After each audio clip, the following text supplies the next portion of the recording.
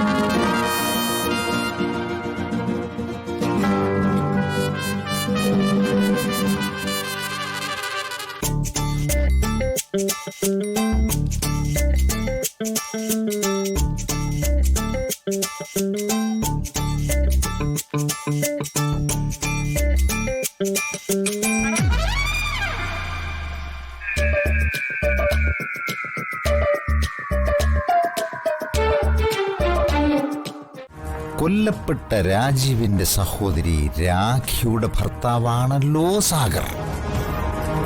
കോടീശ്വരനായ രാജീവില്ലാതായാൽ അതിന്റെ ലാഭം സാഗറിനല്ലേ? ആ ലക്ഷ്യം വെച്ച് അവൻ രാജീവിനെ കൊല്ലിക്കാൻ എന്തെങ്കിലും അതിന് വഴിയില്ല, അതിനുള്ള ധൈര്യമില്ല അവന്. അപകട സമയത്ത് കാറിലുണ്ടായിരുന്ന ദിയ മോളാണ് പ്രശ്നം.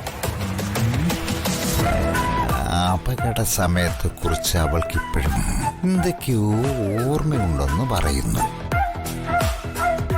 ആ ഓർമ്മ എന്റെ മോനെ അപകടമാകുമോ എന്നാണ് ഇപ്പോഴത്തെ എന്റെ പേടി. അതുപോലെ സാഗർ എന്തിനെയോ പേടിക്കുന്നുണ്ട്. അതുകൊണ്ടാണല്ലോ ദിയമോളെ കൊല്ലാനുള്ള കൊട്ടേഷൻ സാഗർ താല്പര്യത്തോടെ ഏറ്റെടുത്തത്. ഒരു ശ്രമം പരാജയപ്പെട്ടെന്ന് കരുതി അവനെന്താ ഫോൺ എടുക്കാഞ്ഞെന്നാണ് എൻ്റെ. വേറെന്തോ കുഴപ്പമാണെന്ന് തോന്നുന്നു, ദുരൂഹതയുണ്ട്. എന്തായാലും നേരിട്ടൊന്ന് സാഗറൊന്ന് കാണണം.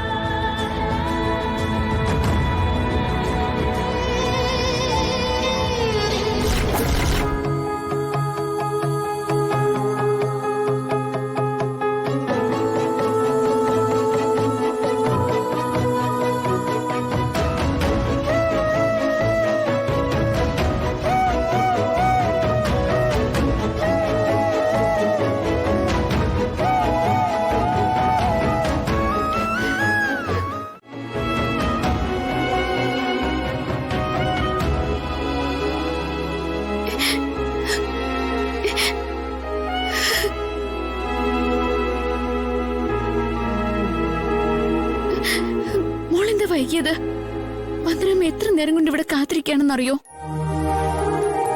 വൈകിയെന്നോ? എന്താ വന്ദനീ പറയുന്നേ?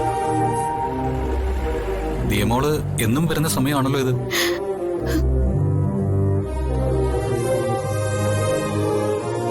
വന്ദനമ്മ, ഇന്ന് രാവിലെ ദിയമോളെ ഒരു വണ്ടി ഇടിക്കാൻ വന്നു.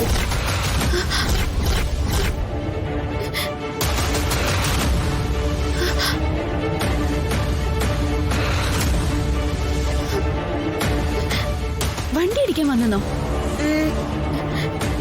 എന്താ മോളെ നീ പറയുന്നേ? ഏയ് ഒന്നുമില്ല വന്ദനെ.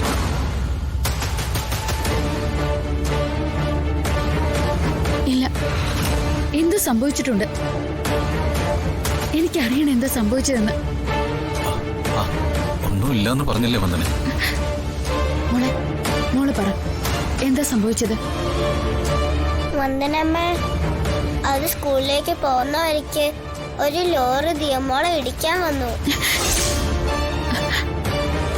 ഈശ്വരാ,